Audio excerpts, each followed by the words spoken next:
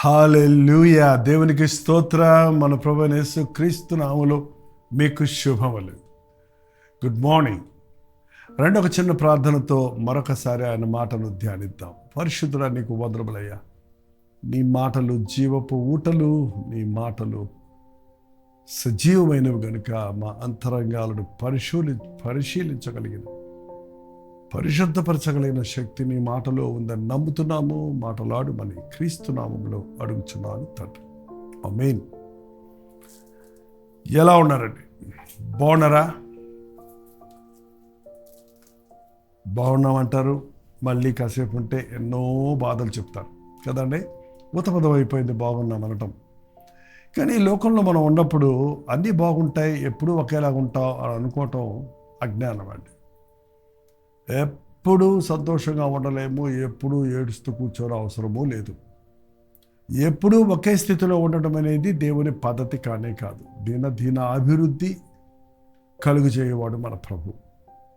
కానీ అన్ని స్థితిగతులలోనూ మనం సంతృప్తి కలిగి ఉండటం, దేవుని మీద ఆధారపడటం, ప్రార్థన చేసుకోవడం నేర్చుకుంటే మనం ప్రతి దానిని జయించగలుగుతాం. మీరు ఎప్పుడన్నా ఏడ్చారా? ఏంటంటే గబక్కన అలా అడిగేశారు అంటారా? ఏడ్చారా? మీరు చెప్పినా నాకు వినపడదు అనుకోండి. మిమ్మల్ని మీరు పరిశీలించుకోవడానికి అడుగుతున్నాను. ఎందుకు ఏడ్చారు? ఆలోచన చేయండి. మనందరం ఏడుస్తాం. ఈరోజు పురుషులు కూడా ఏడుస్తున్నారు. పురుషులు ఏడవకూడదనే సామెత ఉండేది మన దేశంలో. కానీ ఇప్పుడు ఎక్కువగా ఏడిచేది వాళ్ళేనని కూడా లెక్కలు కడుతున్నారండి. పురుషుడో స్త్రీయో చిన్న బిడ్డో పెద్దోడో ముసలోడో అనేది ముఖ్యం కాదు. దుఃఖము అనేది మన జీవితాల్ని కృంగదీస్తూ ఉంటుందండి. కానీ దేనికోసం మనం దుఃఖపడుతున్నాం అది మనం పరిశీలించుకోవాల్సి ఉంది. ఉక్రోషంతో ఏడుస్తారు కొంతమంది. ఎవరో నన్ను కించపరిచారు, ఎవరో నన్ను అవమానపరిచారు, ఎవరో నా పరువు పోయింది అని తలచుకొని ఏడుస్తారు కొంతమంది. అది సరైన ఏడుపు కాదండి. కొంతమంది నాకు అది లేదు ఇది లేదు అని ఏడుస్తుంటారు. లోకంలో ఉన్న వస్తువుల కోసం ఏడుస్తారు, మనుషుల కోసం ఏడుస్తారు.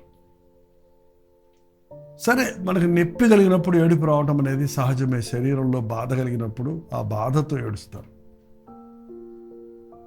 అయితే ఈ ఏడుపులు ఏమైనప్పటికీ సరే అండి, అవి మన జీవితాన్ని తినేస్తాయి చెప్పాలంటే. శరీర సంబంధమైన దుఃఖం. ఇంకొక దుఃఖం ఉందండి, దైవ చిత్తానుసారమైన దుఃఖం. ఒకసారి కొరింథీయులకు రాసిన 2వ పత్రిక 7వ అధ్యాయం 10వ వచనం చదువుతున్నాను వినండి. దైవ చిత్తానుసారమైన దుఃఖము రక్షణార్థమైన మారుమనసు కలుగజేయును. అయితే లోక సంబంధమైన దుఃఖము మరణమును కలుగజేయును. లోక సంబంధమైన దుఃఖం, లోకం కొరకు ఏడ్చే ఏడుపు ఏంటండి? గట్టిగా శబ్దాలు వచ్చేటట్టు ఏడిస్తే ఏడుపు అంటారు. అది లోపటే మూలుక్కుంటూ ఏడ్చేది అంటే రోదన అంటాడు. ఆ మనసులో ఒక వాంటి వేదన పెట్టుకొని అలాగే దుఃఖపడుతూ మూలుగుతుంటే అది దుఃఖం అంటారు. చూసారా? నేను గమనించింది ఏంటంటే, ఒక మనిషిలో ఉన్న బాధను గట్టిగా ఏడ్చేసినప్పుడు వాడికి ఉన్నంత ఉపశమనం మనసులోనే ఉంచుకొని మూలుగుతున్నప్పుడు ఉండదండి, ఉండదు. నేను పల్లెటూరులో పరిచయం చేసినప్పుడు చూసింది ఏంటంటే, అక్కడ కొంతమంది స్త్రీలు గడపలో కూర్చొని తన భర్త చచ్చిపోయినందుకు ప్రతిరోజు చనిపోయిన 4 రోజుల దాకా ఏడుస్తూనే ఉంటారు. ఆయన చేసిన మేళ్ళన్నీ గుర్తుపెట్టుకుంటూ, భర్త జ్ఞాపకం చేసుకుంటూ ఎలుగెత్తి ఏడుస్తారు. ఎవరేమనుకుంటేనేంటి, ఎవరన్నా చులకం చేస్తే ఏంటి అనేది బాధపడరు. కానీ పట్టణాల్లో ఉన్నోళ్ళు ఇవాళ అసలు ఏడుపు కళ్ళెమ్మని నీళ్ళు రాకుండానే ఆ టిష్యూ పేపర్లు పెట్టుకొని ఆపుకోవడానికి, ముఖాలు కప్పుకోవడానికి ప్రయత్నిస్తారు. ఏడిస్తే అది చేతగానితనం అనుకుంటుంటారు. చూడండి, దుఃఖం అనేది మనకి మంచిదే. అందుకే ప్రసంగంలో అన్నాడు, సంతోషించు వారి ఇంటికి వెళ్ళడం కంటే దుఃఖపడే వారి ఇంటికి వెళ్ళటం మేలు. ఒకటి జన్మదినం కంటే మరణదినం మేలు. నాకు కూడా ఇలాంటి మరణం వస్తుందని మనసు పెట్టుకోవడానికి సహాయపడుతున్నాడు. అయితే ఈ లోకంలో మనుషుడు లోక సంబంధమైన లోక చింతతో పెట్టుకొని దినదినానికి కృషించిపోతున్నాడు. తన ఆరోగ్యాన్ని పాడు చేసుకుంటున్నాడు, మనశ్శాంతిని పాడు చేసుకుంటున్నాడు, నిర్వీర్యుడైపోతున్నాడు, ఏమి చేయలేని పరిస్థితుల్లో పడిపోతున్నాడు. అయితే ఇక్కడ పౌలు చెప్పిన మాట దైవ చిత్తానుసారమైన దుఃఖం.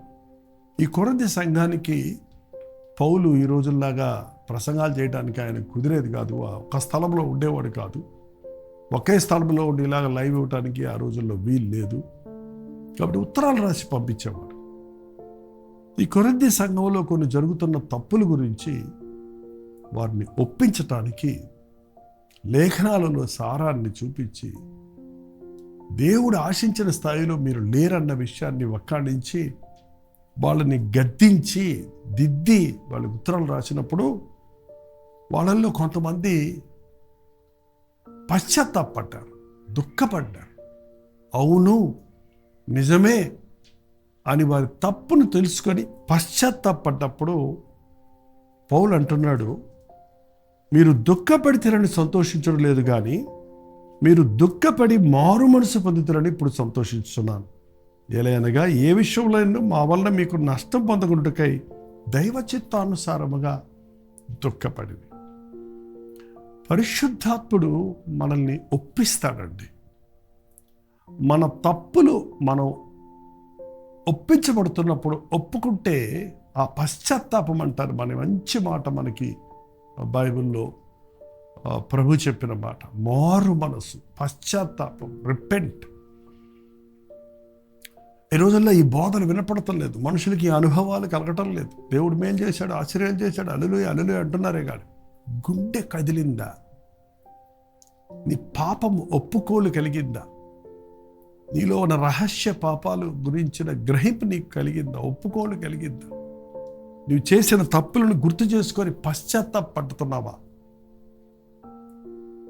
పశ్చాత్తాపమే మందండి పరివర్తన చెందడానికి.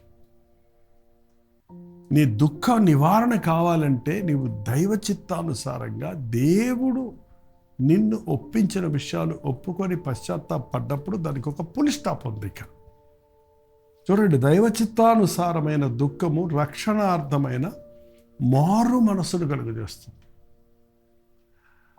యేసు ప్రభువుని ఎరుగనని పేతురు బొంకిన తర్వాత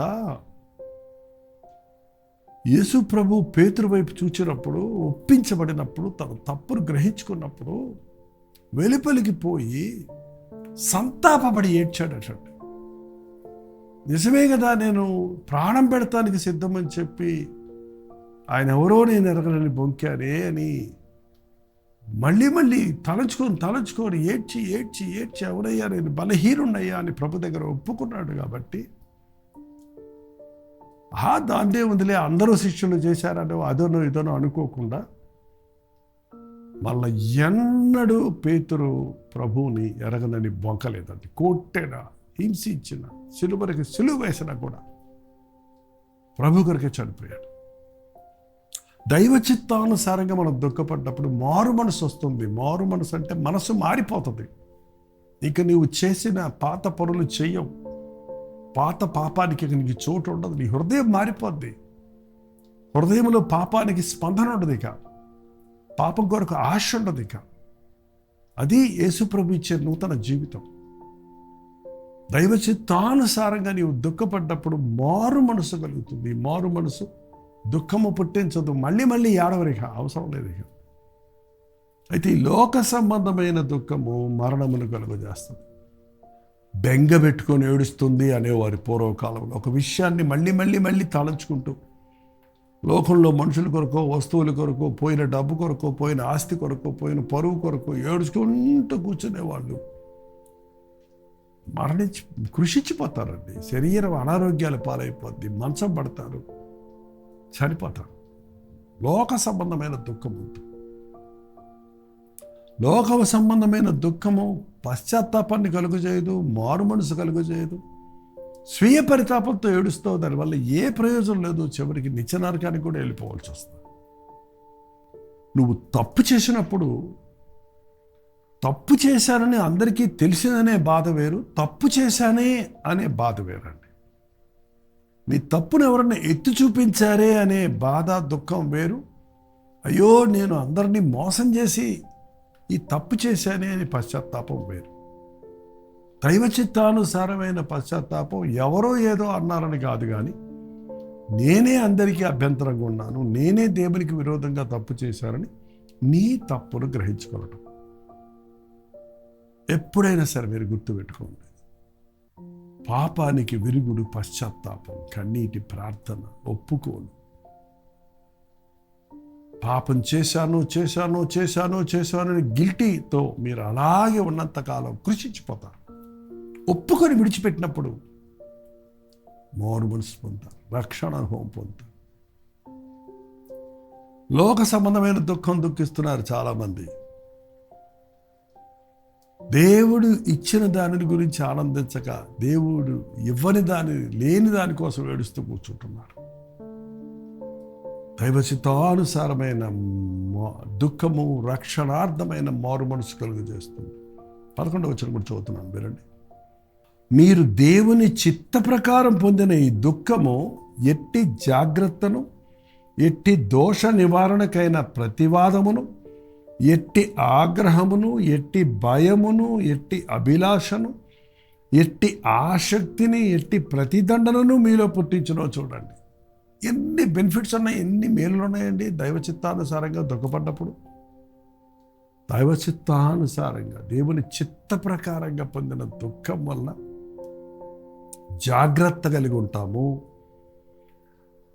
దోష నివారణ జరుగుతుంది, ప్రతివాదనం జరుగుతుంది, పాపం మీద, మనం చేసిన తప్పు మీద ఆగ్రహం కలుగుతుంది, దేవుని యందు భయభక్తులు పెరుగుతాయి, ఆసక్తి పెరుగుతుంది, అభిలాష, ఇష్టం పెరుగుతుంది. ఎప్పుడు వైరాగ్యంగా దేవుడి కొరకు ఇంకెప్పుడు ఇలాంటి కార్యాలు చేయకూడదనే వైరాగ్యం వస్తుంది. ఈ రోజున ఎప్పుడు ఏడుస్తూ కూర్చోమని బైబిల్ చెప్పడం లేదు. బైబిల్ చెప్పేది ఎల్లప్పుడూ సంతోషంగా ఉండండి, తప్పు చేసినప్పుడు పశ్చాత్తాపడండి, ఒప్పుకొని విడిచిపెట్టేయండి. ఇంకంతే. మన తప్పును ఒప్పుకున్న మరుక్షణంలో క్రీస్తు కడిగేశాడు. మనుషులు గుర్తుపెట్టుకుంటే పెట్టుకునేవాడి,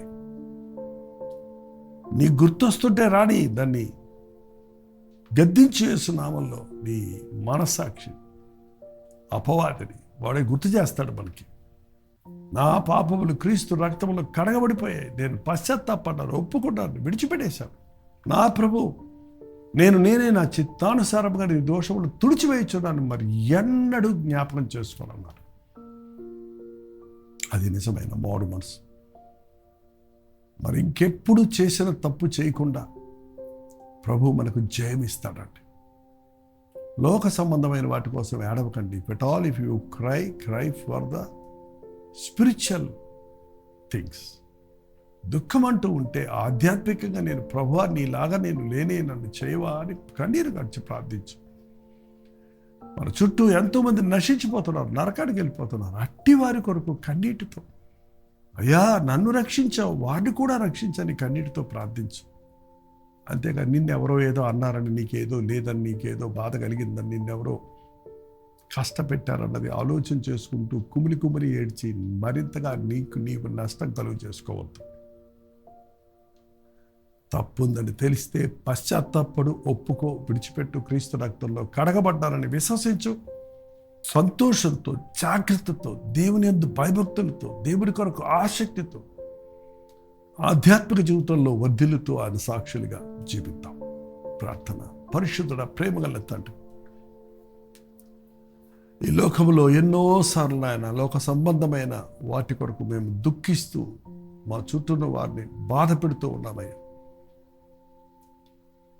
దేవుని చిత్త ప్రకారమైన దుఃఖము, పాపము కొరకైన పశ్చాత్తాపం, మా తప్పుల కొరకు పశ్చాత్తాపడే హృదయాలను మాకు దయచేయి. ఈ వాక్యం మమ్మల్ని హెచ్చరిస్తున్నప్పుడు, గద్దిస్తున్నప్పుడు, పరిశుద్ధాత్ముడు మమ్మల్ని ఒప్పిస్తున్నప్పుడు మా పాపములు ఒప్పుకొని నీ రక్తములో కడగబడి పరిశుద్ధులుగా, నిర్దోషులుగా, రక్షణానందముతో సంతోషభరితులమై జీవించుటకు మా ఒక్కొక్కరికి నీ సహాయం చేయమని క్రీస్తు నామములో అడుగుచున్నాను తండ్రి. ఆమేన్. తండ్రి అయిన దేవుని యొక్క ప్రేమయు, కుమారుడైన క్రీస్తు యొక్క కృపయు, ఆదరణకర్త అయిన పరిశుద్ధాత్మ యొక్క సహవాసం కూడి వచ్చిన మనందరికీ ఇప్పుడున్న సదాకాలమును తోడయుండును గాక. ఆమేన్. దేవుని స్తోత్రం. మీ ప్రార్థన సత్తుల భారాలు 954041 నెంబర్కి, మీరు ఇతర దేశాల్లో ఉంటే 910100 నెంబర్కి టెక్స్ట్ లేక వాయిస్ మెసేజ్ ద్వారా పంపిస్తూనే ఉండండి. మేము ప్రార్థిస్తున్నాం. మీకు దేవుడు అద్భుతంగా జవాబునిస్తాడు. మీరు కూడా ప్రార్థించండి. భారభరిత మీ పరిచర్యకు ప్రభువుని ప్రేరేపిస్తే మేము విరాళాలు, కానుకలు పంపాలనుకుంటే గూగుల్ పే, ఫోన్పే ద్వారా లేక బ్యాంక్ అకౌంట్ డీటెయిల్స్ మీకు ఇవ్వబడుతున్నాయి. లేదా 8939393939 నెంబర్కి మీరు కాల్ చేస్తే మా ప్రియులు మీతో ఉదయం 10 నుండి సాయంత్రం 10 వరకు ఏ టైంలో మీరు చేసినా మీతో మాట్లాడటానికి మా ప్రియులు సిద్ధంగా ఉంటారు. దేవుడు అన్ని విధాలు మిమ్మల్ని దీవించాలని, ఆధ్యాత్మికంగా వర్ధిల్లాలని మీకోసం ప్రార్థిస్తున్నాను. ఉచితమైతే మధ్యాహ్నం 3 గంటల హెచ్చరిక, అలాగే రాత్రి 9 గంటల కల్లా మీరు ప్రతి తోడలో మళ్ళీ కలుసుకుందాం. అంతవరకు దేవుని మహాకృప మీకు తోడేండి గాక.